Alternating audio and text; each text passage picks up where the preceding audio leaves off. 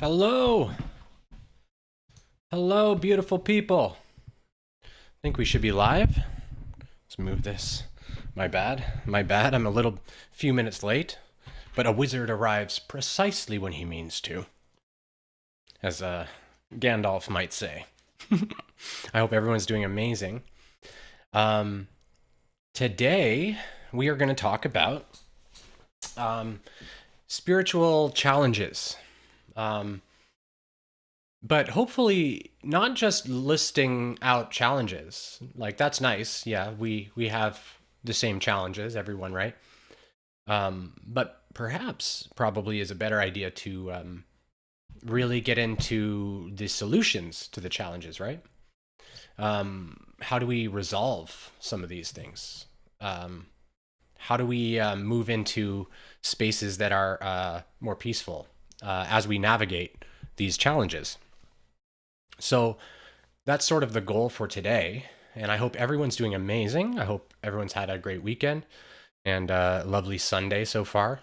My heart goes out to all the people that are struggling right now due to all the weather, various calamities. I did speak about those a few days ago that would happen. And, I do trust that the humans around will jump in and aid each other. So, hopefully everyone's doing okay with that. I think I'll give people a few minutes to join. And before we do, I guess what we'll talk about briefly is just maybe like the general discontent in our spiritual communities right now is so high. And that's, I think, the inspiration for this video. And also, to be honest, as a spiritual teacher or someone who attempts to do those types of things, we all face sort of the same type of challenge that everyone else faces. And despite whether you teach these things or just speak of them with friends or whatever we're doing, we're always teaching the universe. So if we're alone, we're teaching the universe with our thoughts and emotions about ourselves, what we are, right? And what we think the universe is. And we're always looking at ourselves and then making commentary in our mind about it, is kind of what we're doing. So we're always teaching the universe or we're teaching other people about spirituality, whether we're aware of it or not. Even if we're like super unconscious, we're showing what it's like for consciousness to be quite unconscious, if that makes sense. We're teaching that. So, when we are engaging in reality, we end up encountering all different types of people, different walks of life, different, soul's path. Our friends have different beliefs, and all these different things start to sort of get in our mind sort of as troubles or challenges. We don't know how to navigate them. And generally speaking, our perspectives are a little skewed, and we're seeing things in ways that are sort of in the older paradigms of thought that we are trying to move out of, which helps us to like be more grounded, more at peace with some of the perceived troubles in our reality. And so I listed out 6 or 7 of like some of the more, some of the deeper ones that I notice, and, hopefully can shed some light on how we can reframe these things to resolve them. It's not actually in any of these things that I'm talking about, it's not actually about doing anything to resolve these. It's not actually about changing anything other than noticing our perspectives and trying to shift those. So it's actually not about this. Most of this stream is not about actually doing anything.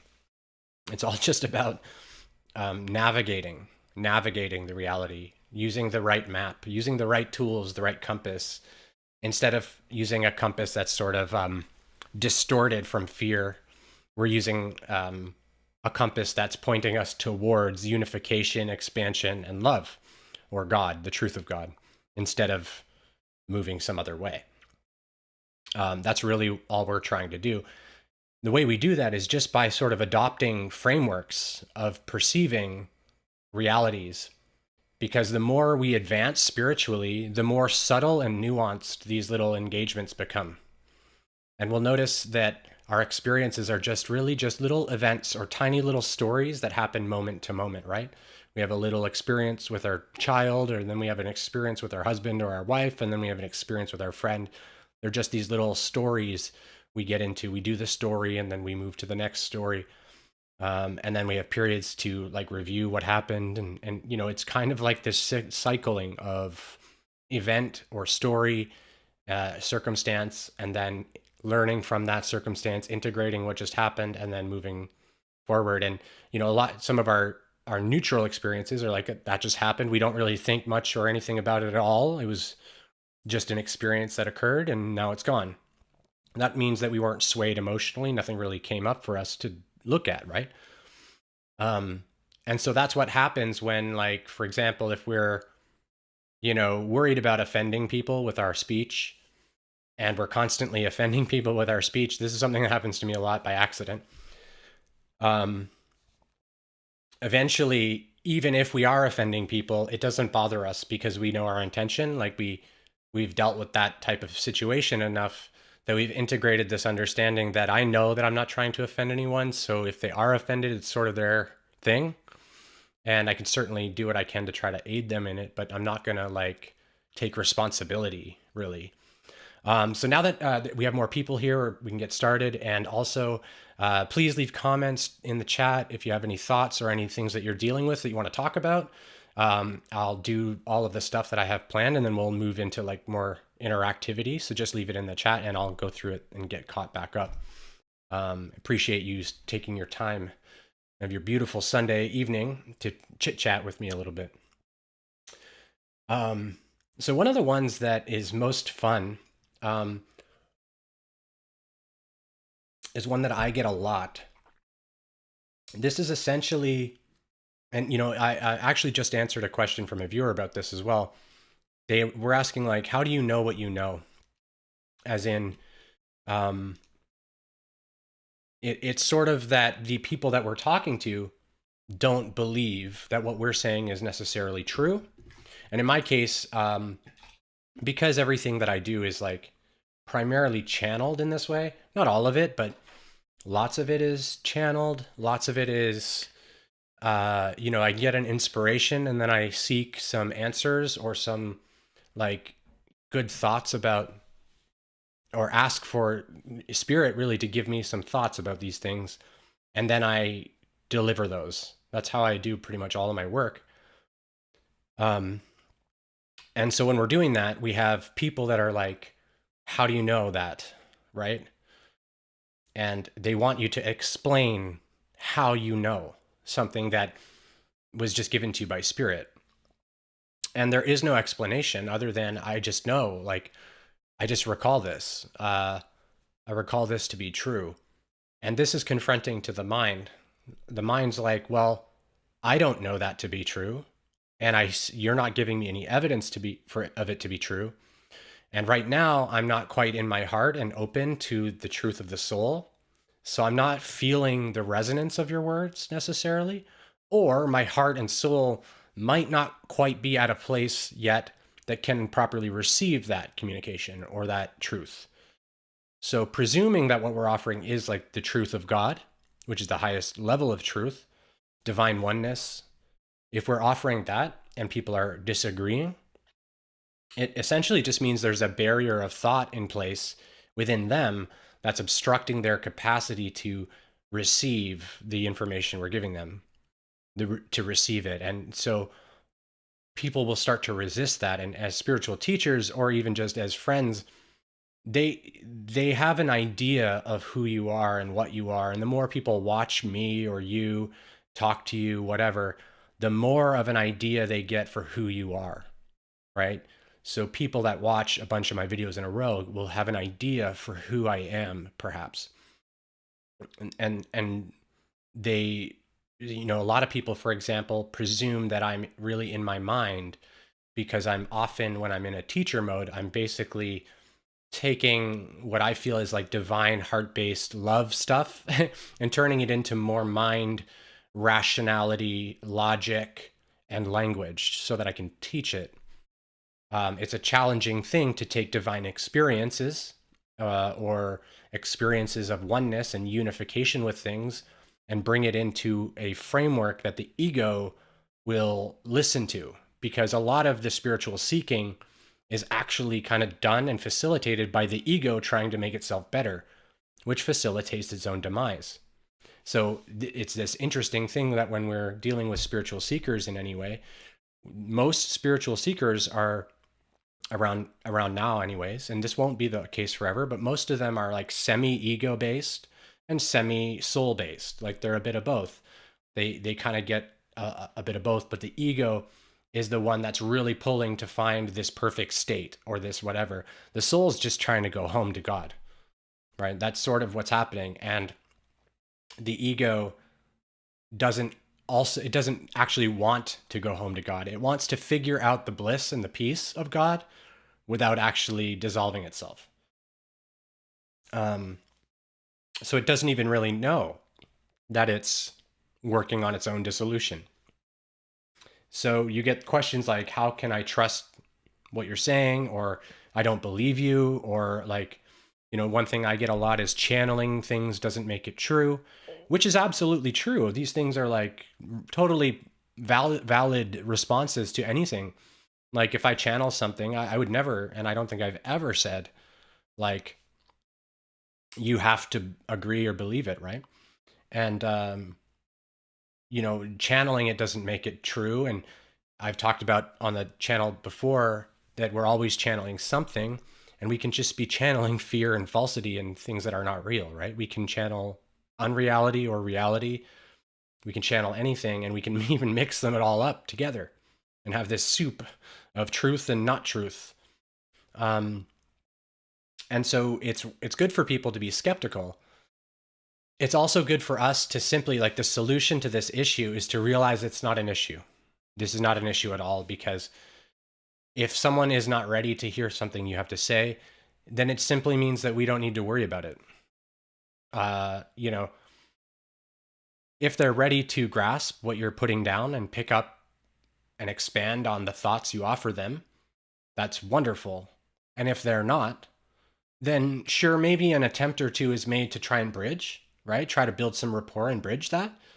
But at the end of the day, if that's not working and it's becoming just, usually these things devolve just into them quoting other books to argue with you, like as if some other author wrote a thing and now it's different from what you just said, and so that means you're wrong, or whatever, things like that. These are like pointless debates, really.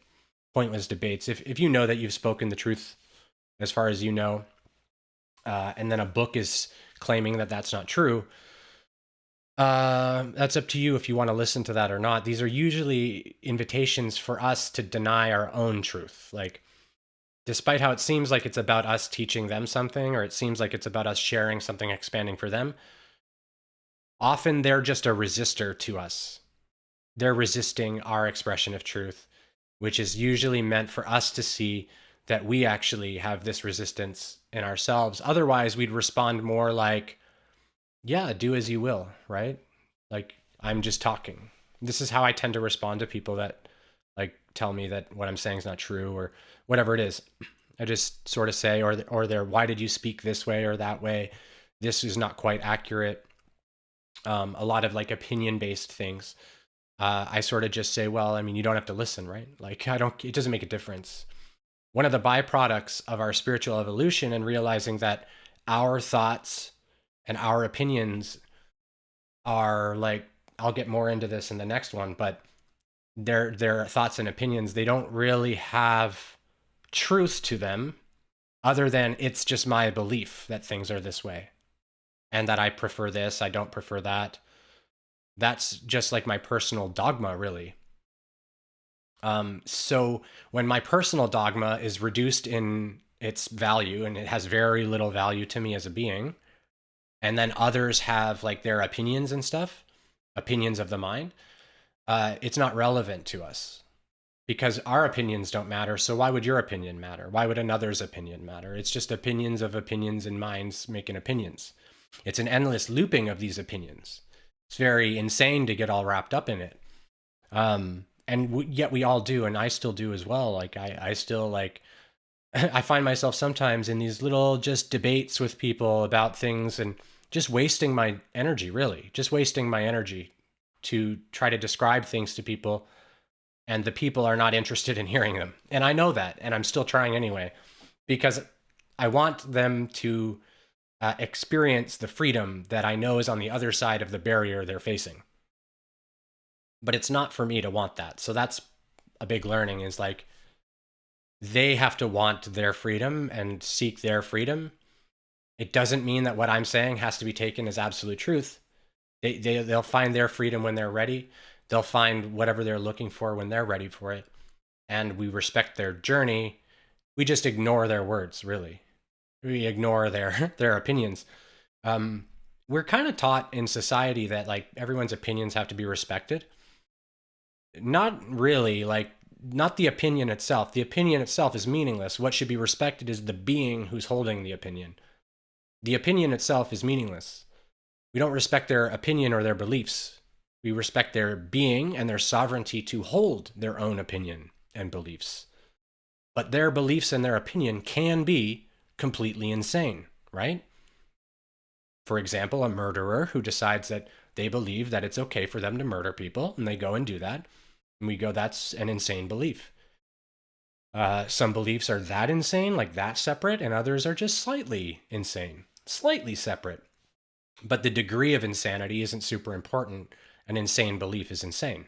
End of story. So when people confront us with a belief that's insane, which essentially sanity can be defined as the truth of oneness, divine oneness, which is the metaphysical law that governs everything in existence here. Divine oneness, or could just be called the law of one. That's what is like the main law. And all the other metaphysical laws or hermetic principles bounce off of that law, or extend out of that law. And so when we are experiencing some type of resistance to something we've said that is in alignment with that law, it is in alignment with universal oneness and the truth of God, and they don't want it, that's fine, right? It's to be expected, basically. It's to be expected that the mind does not want to take the offering available, the resource that's being offered by spirit through the instrument to the receiver, the receiving instrument. That instrument is not tuned to want to hear the truth. So it's actually still called in the experience so that that experience and the truth of that experience can come into the vessel and experience it. But it's not actually wanting right now to integrate that. So everything that you say to them bounces around in them. Like, we don't really forget words the way we think we do, or forget what happens. That's not quite how memory works. It rattles around in our subconscious. Everything we even look at or see is still there. Like, we absorb everything, all of it, regardless, even if we look at it. Like, if there's a book behind me somewhere, my consciousness will pick up the title of the book. And like, if I walk by a magazine stand, I literally will pick up all of the titles of the book of the books in the magazine stand, all of them, and all the advertisements on them, all of them. It's just full of garbage of thought, right? And so thank God we're not sensitive enough to really recall all of that, because it would be so overwhelming with information, so overstimulating that we wouldn't be able to function, which is essentially what ADHD type cognitive patterning creates. But this is, I have other ways to talk about ADHD. I don't even like to call it ADHD, because that's calling it a disorder. But we could just call it attention deficit hyperactivity. Like, where our attention is not necessarily easy to focus, and we're hyperactive in thought. But yeah, so the next one that I wanted to get into, I don't think I finished that concept, but I lost track of what I was going to say. So I'm just going to keep moving. Um, the next one is that somebody saying, like, you say a thing and then someone says to you, oh, that doesn't resonate with me. So what does that actually mean? I wanted to break that down because there's essentially 3 layers of resonance that we experience as humans right now, potentially. The first is the personality or the ego. The personality or the ego can say, what you just said doesn't resonate as true. It doesn't resonate as something that I agree with. Usually at the ego level, it's, I don't agree with you. Like, I think you're wrong. I don't believe you. I think you're whatever. I usually they'll also say, like, you're the type of person who blah, blah, blah, blah. Therefore, I don't believe you because blah, blah, blah. Like, there's lots of reasons, lots of rational thought around why I don't believe, why this, why that. Lots of resistance in the mental faculties, right? The next layer of non-resonance is at the soul or the heart, which could be seen as just the path. This is the path that your soul's on. So if something's not resonating in the heart, it means your soul doesn't care about that thing, about that experience, whatever that person's saying, whatever's going on. The soul just isn't interested. The ego could be. The ego could be quite interested. And if the ego is really interested and the soul isn't, it's not going to fulfill anything, and the soul's going to get depressed. Eventually, probably apathetic. This is like when we're in a job, for example, that like doesn't, we're in the job because the mind thinks it's a good idea, but the soul doesn't care. The soul is not at all invested in what it's doing, and it will get sad eventually. And then the ego will continually try to somehow improve, like, oh, well, if I get a raise, then it will be better. Or if I like get a new position in the same company, like I'll get a raise, what's the word? A promotion, and then I'll be better. These things are not true, and it's the ego just keep moving the goalpost further ahead that you can never reach the goalpost, right? That's what it does. And the soul, luckily, is the one with all of the real reins of control. The soul will just make you feel so ridiculously sad that you're not fulfilling its yearnings that you'll just reorient yourself towards it. You will inevitably eventually do that. And then the third layering of non-resonance is the truth of God. This is just truth. So the soul's path is not truth necessarily. It's the truth of the soul's path, right? Which is not the truth of God. It's still an illusion and separation for learning and experience. So separation continues, right, in consciousness way up for quite a long time. Billions of years, each entity is technically feeling to some degree separate from God. And separate from, divinity, or separate from the universe in some way. So even just as an example, in the Law of One, Ra talks about, they say something along the lines of, we are one with all, yet we are still Ra. Which, what they're saying is, we know that we're one. We know all is one. We know. We teach and know. We feel it, know it, see it, yet still we are Ra. So if we are still Ra, we must not be done yet. The integration and knowingness or remembrance of being all things as sources, which is when individuation ends and then starts again as this giant cycling. So when somebody says something like, it doesn't resonate, that doesn't resonate with me. We need to notice, like, does that offend us, first of all? Does that offend us? Because we have to investigate, why do we care? That doesn't resonate. Cool. Like, cool, right? For some reason, as humans, we tend to, like, and I get stuck in this a lot. We tend to want to jump in and like explain it another way, and maybe another way, and then another way. Oh, well, think about this. And I've gotten these little conversations. I have a particular friend who is very analytical, but like almost like completely denies spiritual things.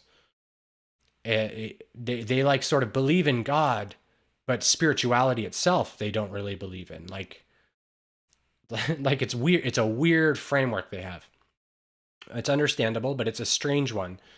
And they tend to just constantly repeat and regurgitate egoic limitations, like the boxed mind, analytical mind, just repeating these things. And then I get sucked in trying to explain even that the reason you can't understand what I'm saying is because of these specific boxes that you're putting reality in. And they can't grasp that because the mind can't solve the problems it's created by itself, basically. Einstein said that, I believe. We can't solve a problem with the mind that created it. He said something like that. I bastardize quotes constantly, so forgive me, but you know, I'm not a quote robot, unfortunately. Some people can do that, and I admire that. So when it doesn't resonate, or if something doesn't resonate with us, they say something and it doesn't resonate with us. What level does it not resonate, right? Is it just my identity, Sean, that's not liking this because it bugs me somehow? Or is it my soul that's just sort of going, yeah, this brother, this is not for me. This is not for us. Or is it the truth of God going, that's insane? Because that's what God essentially is sort of saying. At that level of truth, even the idea that I need to, like, how do I describe this? The idea that I need to heal myself is insane to the eye of God. Like, that's how the truth of God is. It cannot see the imperfection in its creation. Can't see it at all. So I feel sad and hurt and wounded, and I feel I need to heal. I feel I need to balance. I have shadow. There's traumas that come up. I get symptoms in my body, pain, discomfort, anxiety. God looks at me and sees none of that. Just sees the perfect child. You're my beautiful child, and I'm so well pleased with you. That's it. So go play, right? That's God's sight of us, is as how I've seen it. I talked about this before, but Aaron Abke, in one of his videos somewhere, or I think he was on an interview or something, he talked about how he saw a vision, which it was like a little girl, I think, playing with a flower, smelling a flower or seeing a butterfly or something. And just the joy, right? The joy of, whoa, what is all this magic? That's like how God sees stuff. Not only does God see the magic in the butterfly and the stuff, like God seeing through the child's eyes, but God observing the child is also just seeing this majestic, loving thing. So what layer of our truth is being disturbed? And if the truth of God's being disturbed, you know, it's disturbed constantly with like 99% of our experience in as a human. It's constantly disturbed. Even I just reached for this cup that is, you know, engaging in an illusion, right? So it becomes a little bit challenging and nuanced to operate in a world where you start to have to sort of detect a little bit or get an idea for like, who is rejecting you? Who's rejecting my truth right now? So I say my thing, and then someone says, "Oh, that doesn't resonate with me. That doesn't resonate with my experience." Okay, so first, why are they telling you that? Like, if it's the ego, it's just the ego trying to position itself better than. The way you see it's wrong. Here's how I see it. It's better, right? That's usually the ego. The soul is sort of just denying you. Just like, no, that's not for me. But God is just saying, no, what you've said is insane. So depending on the layering they're coming from at their consciousness in that precise moment, not that they're as a being, like the beings can have moments of such pure clarity of the truth of God that they can be speaking to you as the divine one sometimes, as the one can be speaking through them. And you probably have had these experiences where people say something and it just explodes in your mind of like, whoa, it feels like God just told me that. Because probably that's what happened, or at least God stepped in for a moment just to influence them to say the perfect thing that you'll hear as God. What their consciousness is at is not relevant to that, actually. Your experience of their consciousness and their expressions are not necessarily congruent or relative to what their actual consciousness is trying to express, which is confusing.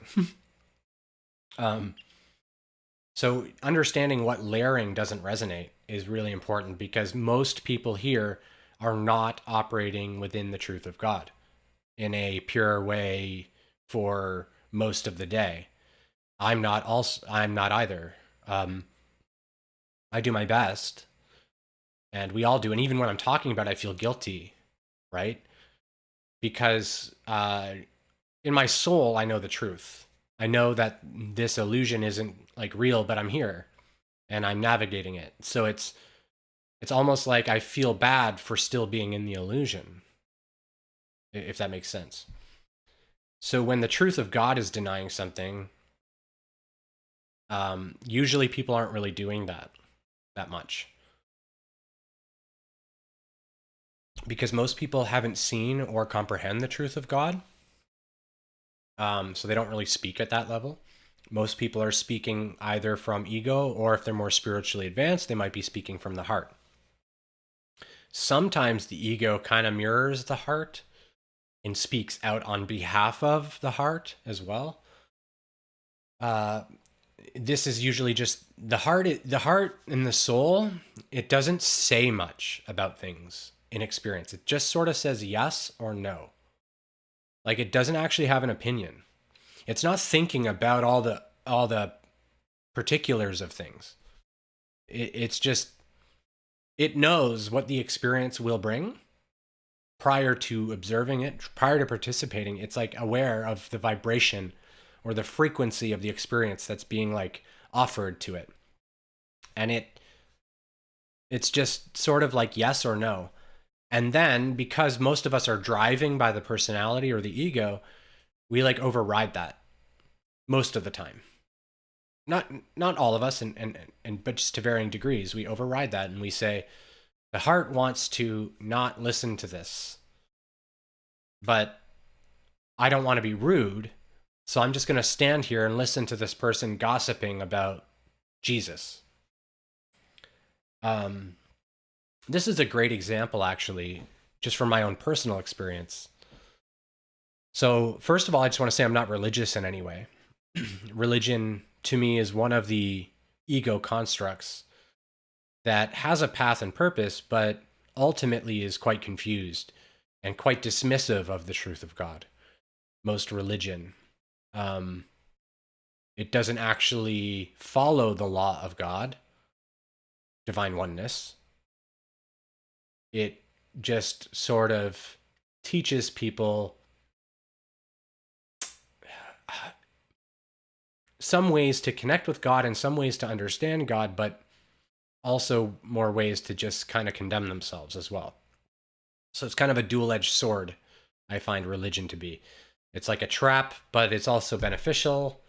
So anyone who seeks God in any way that seems not hurtful to people, but even if they're doing it in a way that is hurtful, if they are truly trying to seek God, then I'm all for it. And you know, there's a path for everything, whether Sean's all for it or not. So, you know, the example I wanted to get to, excuse me, I got like hiccups, some burning happening in my chest right now. Ooh. Fun. Interesting. The Jesus thing.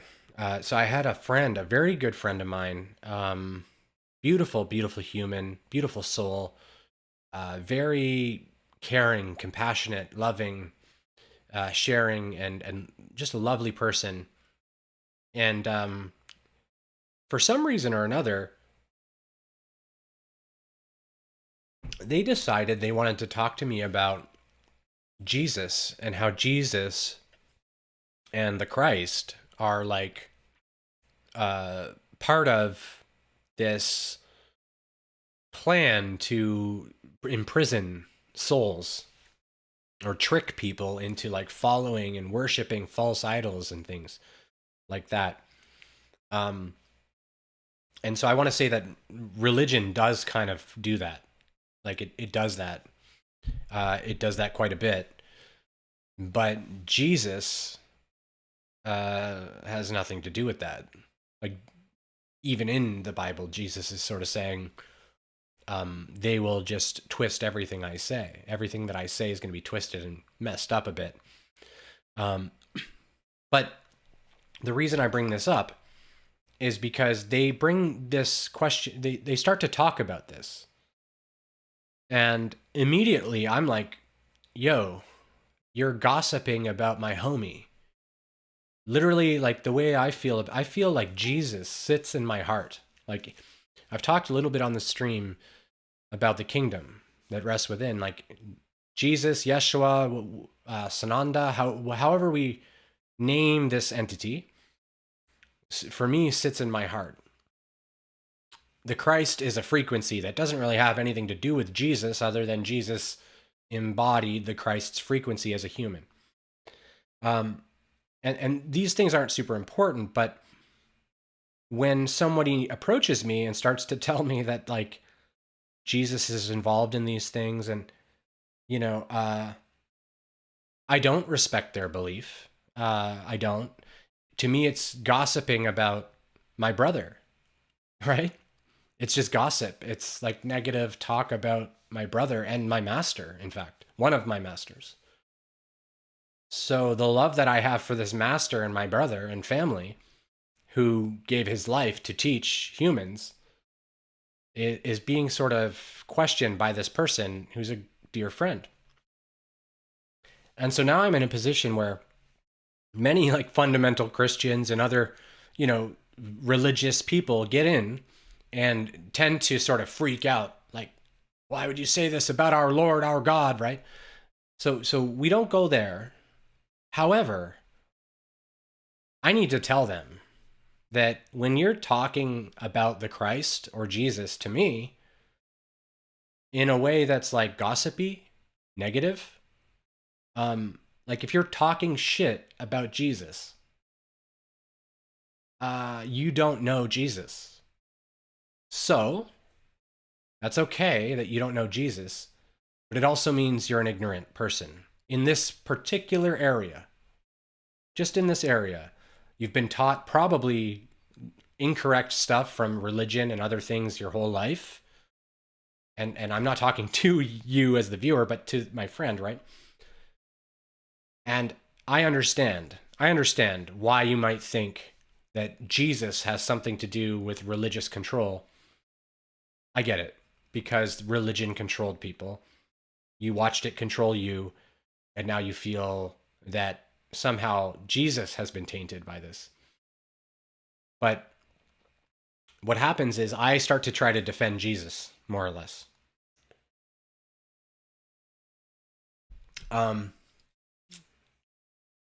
Not generally is that's not generally a wise approach. However, it is nice to ask questions. Like, for example, I'm like, what does Jesus have to do with the priest that told you this, for example? The priest that told you the thing that you just said is the reason that I don't agree with Jesus. What does that priest have to do with Jesus? The answer is nothing, right? The answer is that priest is a human talking about a thing that they don't understand. And that's okay. But it's not resonating with the soul. So for me, in my heart, I have this entity that we can call Jesus, Yeshua, whatever, who sits there. I can speak with him at any moment that feels very much like family, like the closest family that's possible, sitting with me in heaven right now. And this person then in front of me, and my friend, my good friend, is telling me that Jesus is like a bad dude or something, right? So we get confronted with these things, and of course what they're saying is, at least in my framing and my experience, is just not at all possible. Like, only someone who has not known Jesus, known the soul of Jesus, could possibly say anything like this, right? So they don't know. And we come back to Jesus' words, Father, forgive them. They know not what they do. But it's really challenging to just not speak out. And I actually don't necessarily, in this case, recommend that we keep our mouths shut.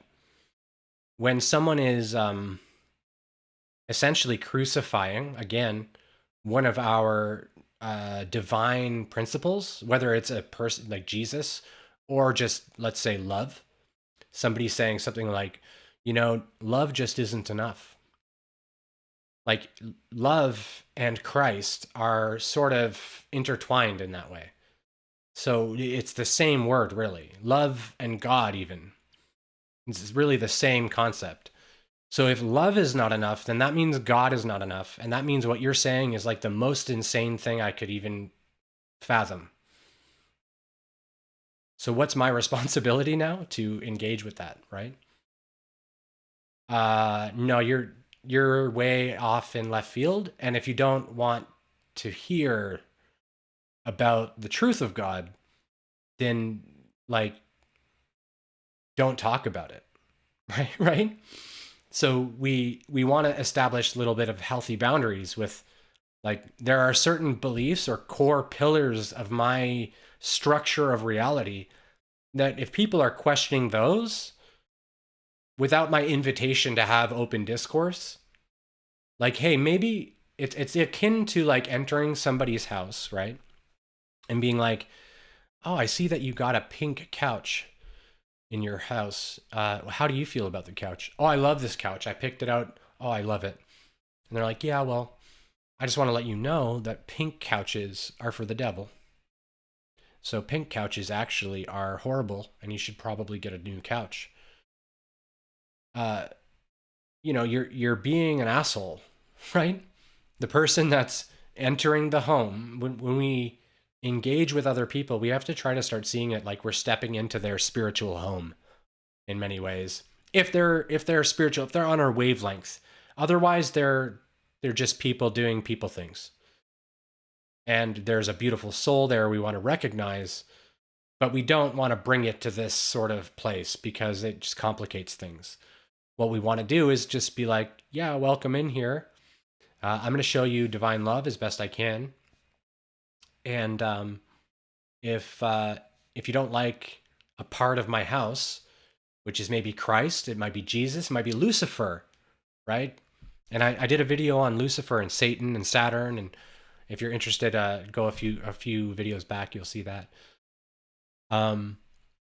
These beings are, part of our kingdoms that we create. And just to add to Lucifer, Lucifer is not a negative being. Lucifer is a light being, the light bearer. Like, Lucifer is an angel. Primarily misunderstood. Does not deserve to be worshipped in any way. That's a false idolatry.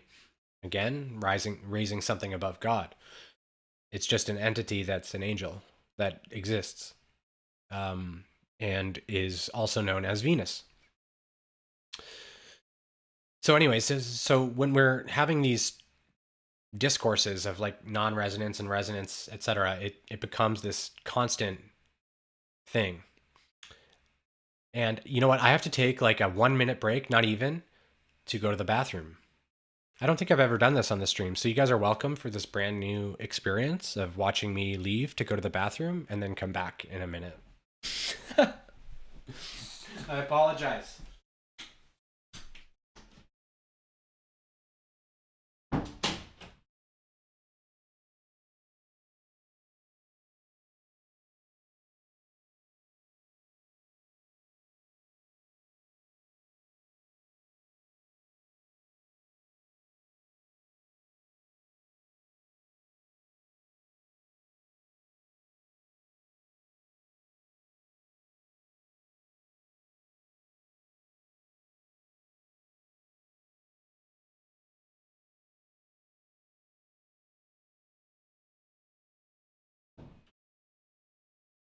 Interesting little tidbit for those of you who decided to stick with me while I urinated.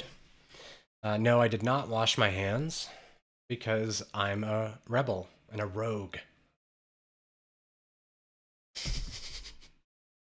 The body, or my body right now, is going through this transformation in the solar plexus and in the sacral. And I'm finding urinating and lots of weird stuff going on in here with my body.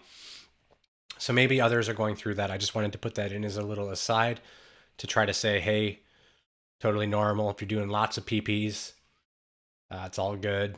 Just let it happen. So now I'll move on to the next part of it. So I guess just about the Jesus part, though. Nothing wrong with my friend, right? Like, nothing wrong with this understanding or thought that Jesus is bad, or there's nothing wrong with that confusion. I call it confusion because I know Jesus. Like, I know the soul of the Christ, Jesus the Christ, Yeshua, or Sananda. This soul has had multiple experiences as the Christ and has repeated like its own teachings. And when I speak with the Christ and Jesus this way, I get a very clear understanding of what they were doing, what their heart was trying to show, and the religious dogma and weird stuff just has nothing to do with that entity. Which of course isn't the point of the stream or anything that we're talking about. But if we were to say, like, I'm really obsessed with, let's say, I don't know, Odin and like the teachings of Odin and how Odin was. And then somebody comes up to me and says that Odin was a nightmare, a piece of garbage. We have these experiences, and we need to get to a place where we can understand that, oh, I said earlier, insanity is insane. They don't know this person. It's gossip. Gossip is bad. Always. It's always bad. When I say bad, it doesn't mean like don't do it. I mean, do what you want. It's just always negative. It's never expanding. Gossiping about any type of negativity and fear and all this type of stuff is never expanding. All it does is feed egoic, fear-based structures. So like if you tell, you'll find that the people that have been traumatized by Jesus stuff in religion will go on to continually talk about Jesus or Christ or something, and talk about how they've been manipulated and all these things, and they just keep going on because they've been traumatized. And they haven't forgiven or let go of it and just been like, well, it wasn't true, so why are we talking about it? It's not true. Like, no one manipulated us. We just were innocently ignorant and became confused. They make up whatever they make up, and then we listen or we don't, right? Like, now that we know that what they are making up is made up, we can just say, no, thank you. what you're offering is no bueno.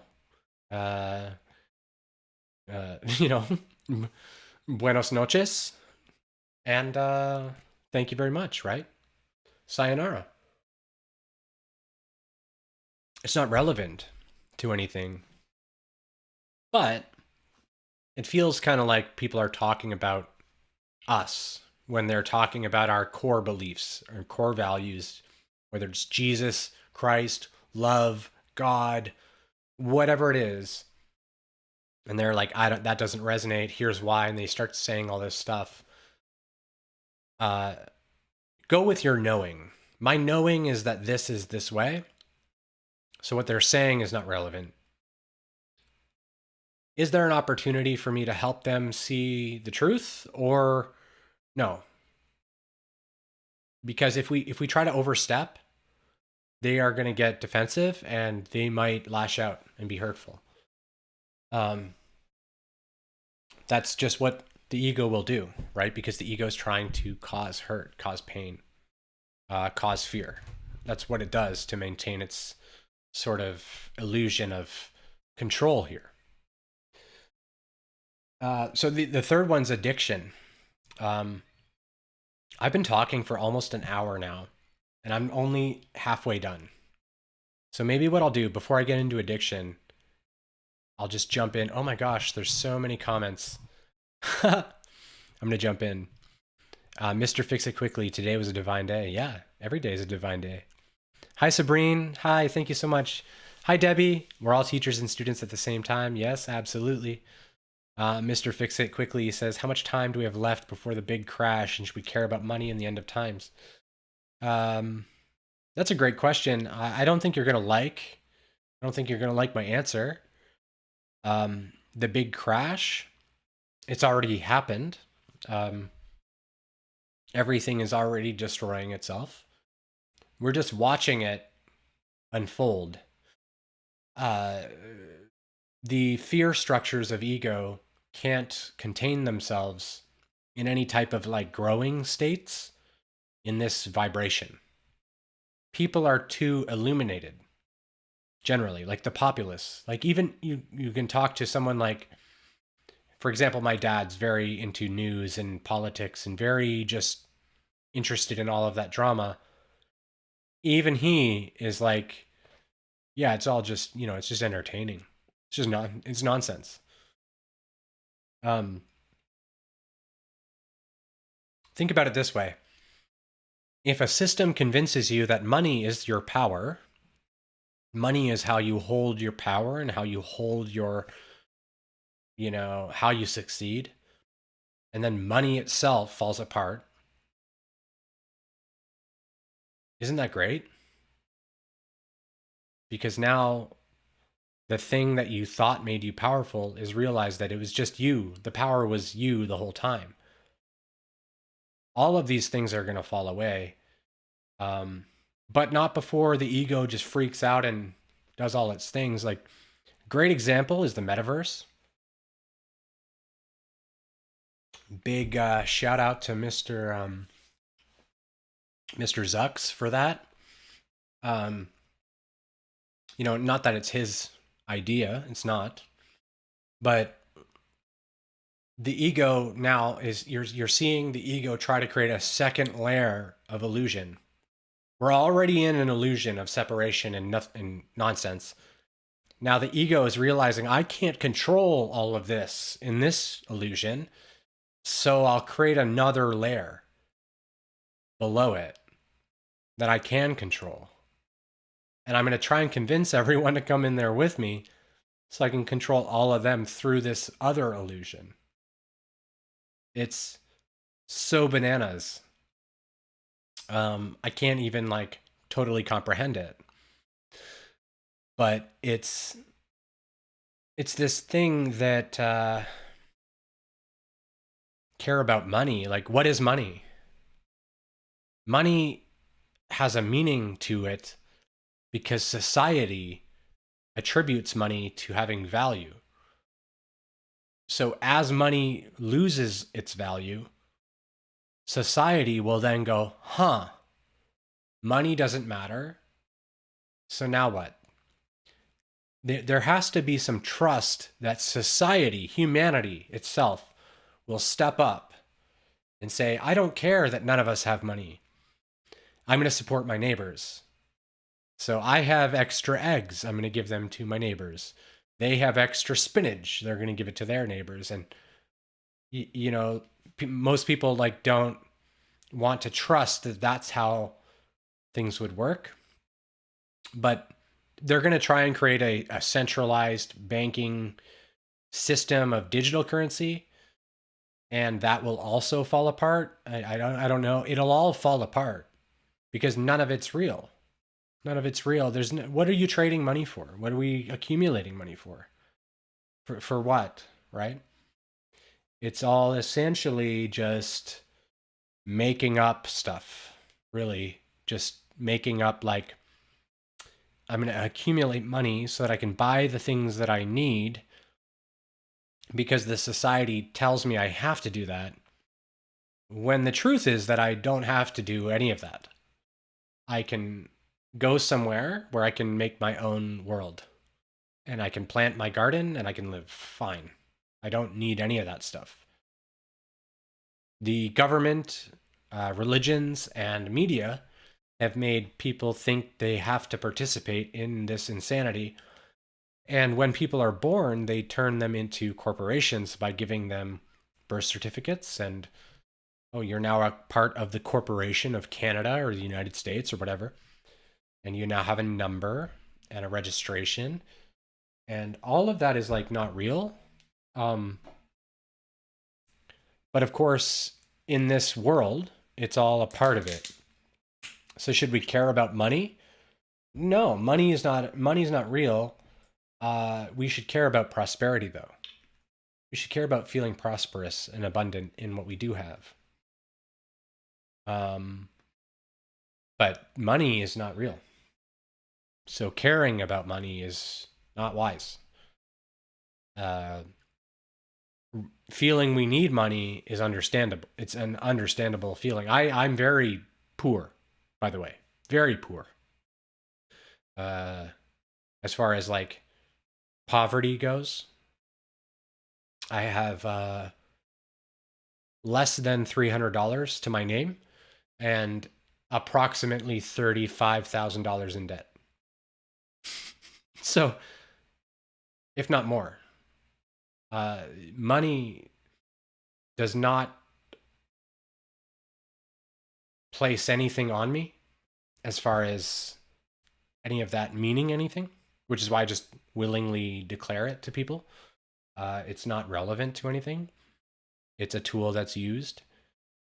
And it's also a tool that's used by consciousness to teach us poverty or abundant, prosperous consciousness, right? So money is our symbol here for power and prosperity.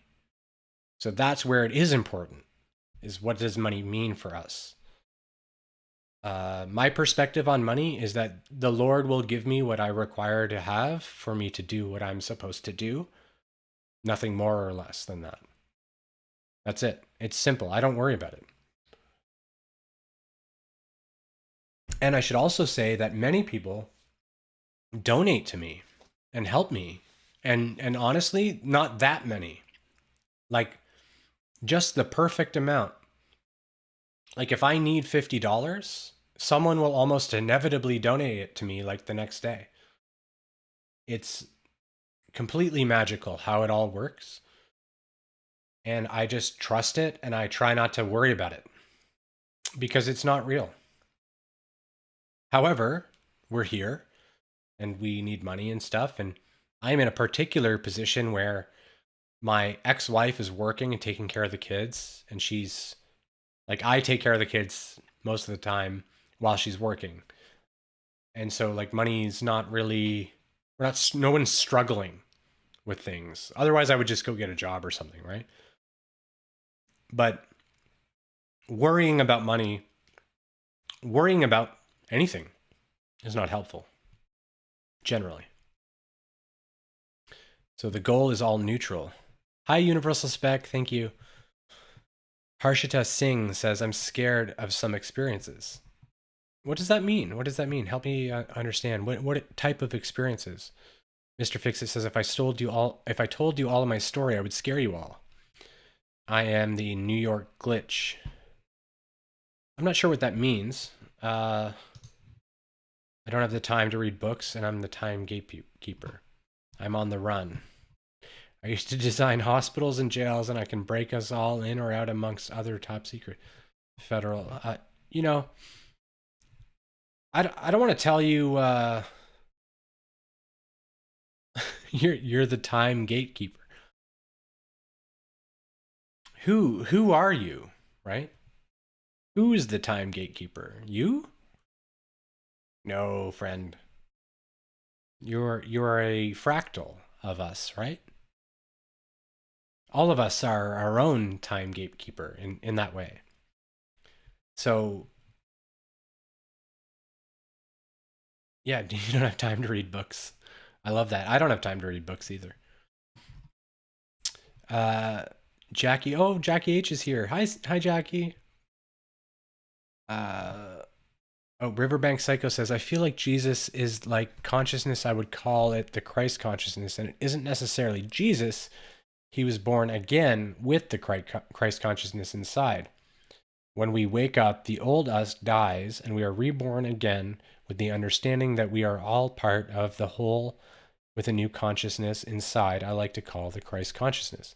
When you have that Christ consciousness, you then form a relationship with your soul or that Christ consciousness, and that's your personal relationship with God. Yeah. Oh, hi, Dan. Hey, buddy. Yeah, exactly. Jesus was without without worshiping Jesus. Jesus was a master magician, master of masters. The magicians now and the magicians then that wanted to attain what Jesus met were simple children in comparison, myself included, a simple child just watching this master of masters play out his destiny. Jesus simply dissolved the ego. That's all he did.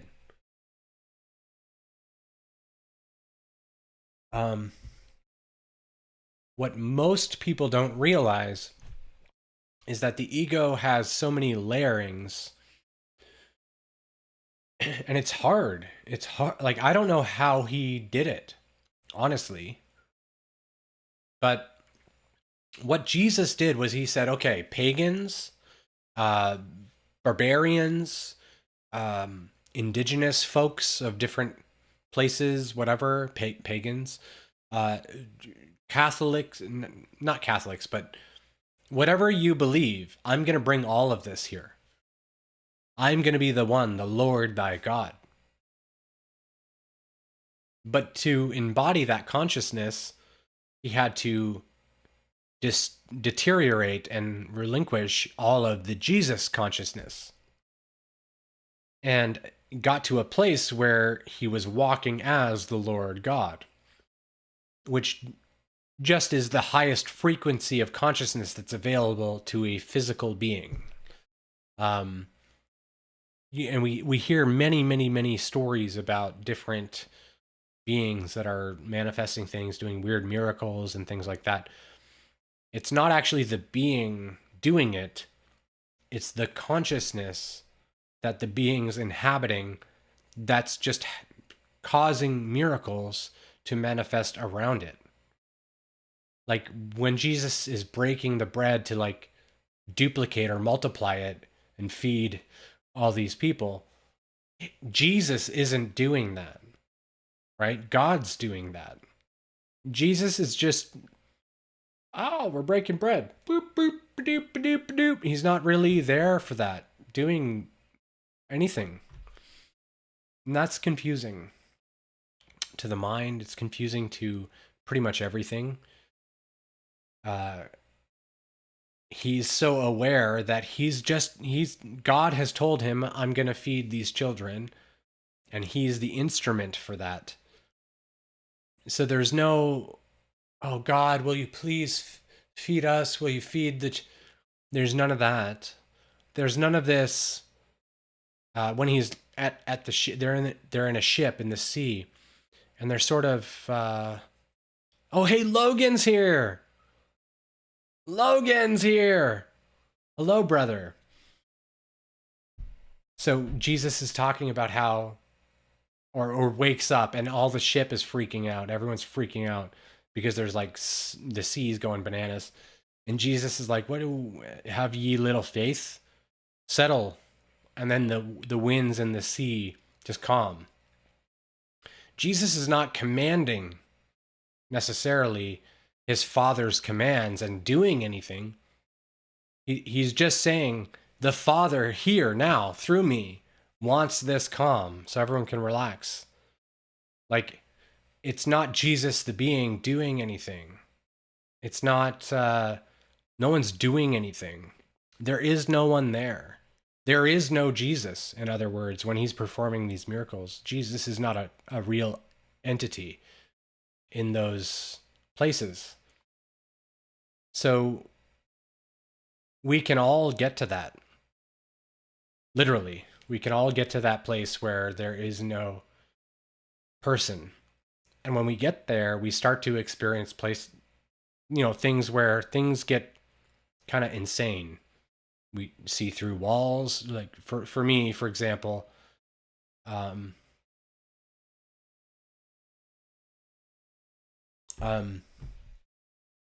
guess like the spirit being back here, watching the body almost like in third person, that type of experience might happen. Or you could have situations where you can see around you, like you can kind of see outside of the room you're in, for example, and like observe things that are there and then go around and check, and it's true. These types of weird things.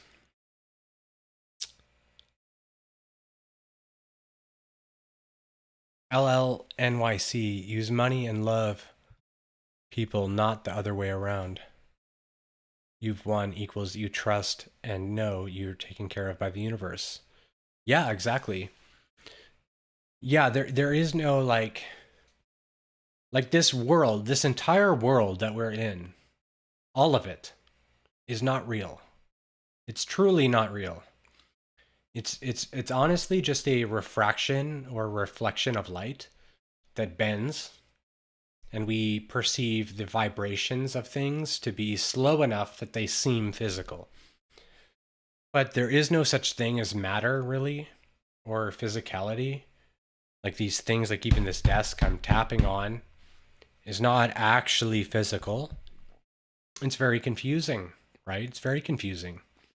Very weird to observe this reality that appears real, but isn't. And, most of our experiences are sort of designed to bring us to that understanding. But we're also in this place where there are powers and entities that are here trying to keep that secret. Like, not wanting people to know that.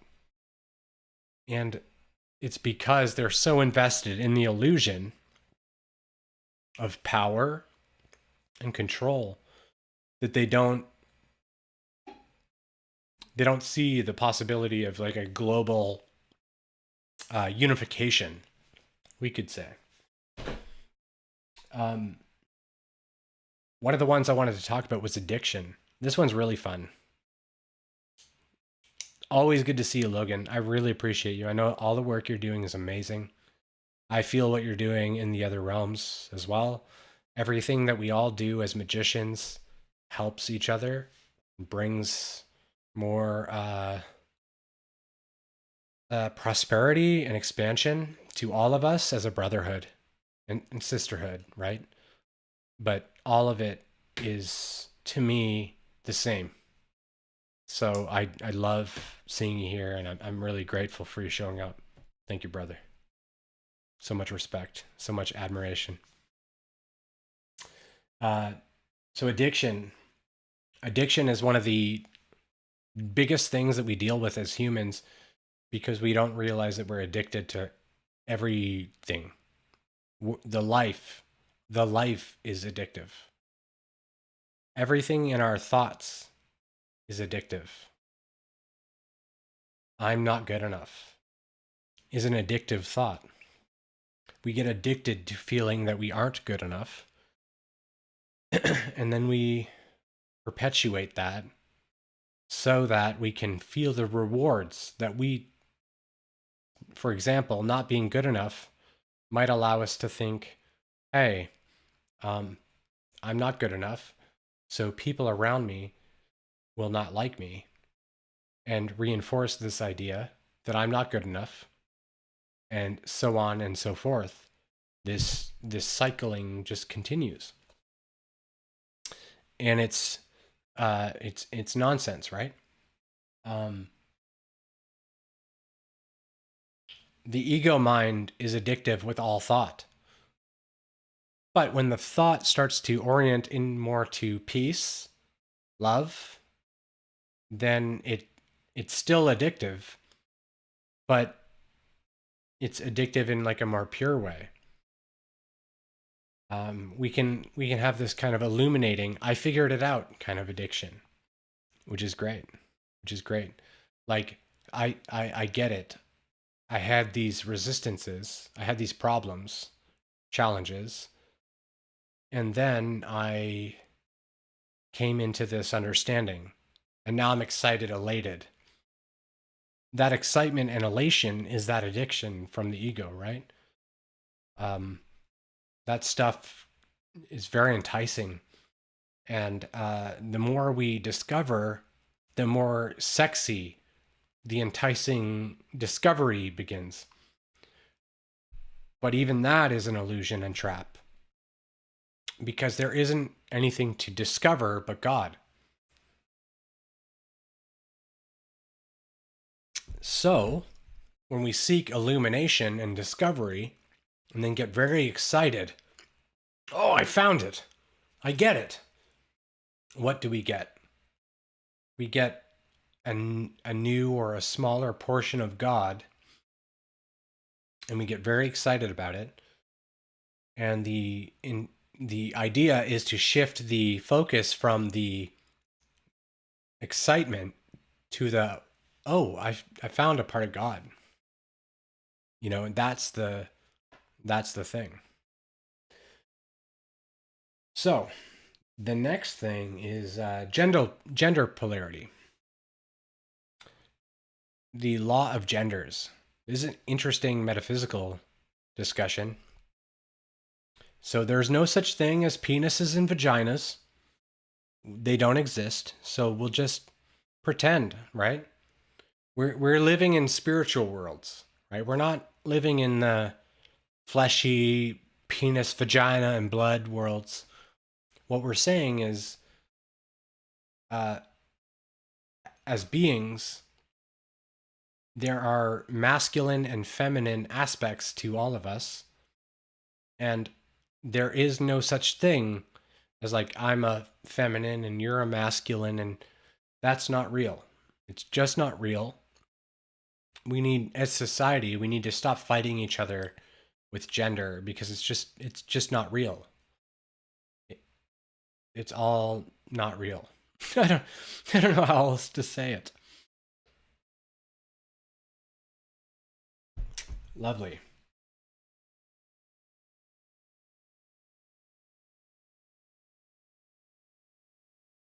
Inside of all of us, just to add to that, we have the positive, which is the masculine, and the negative, which is the feminine.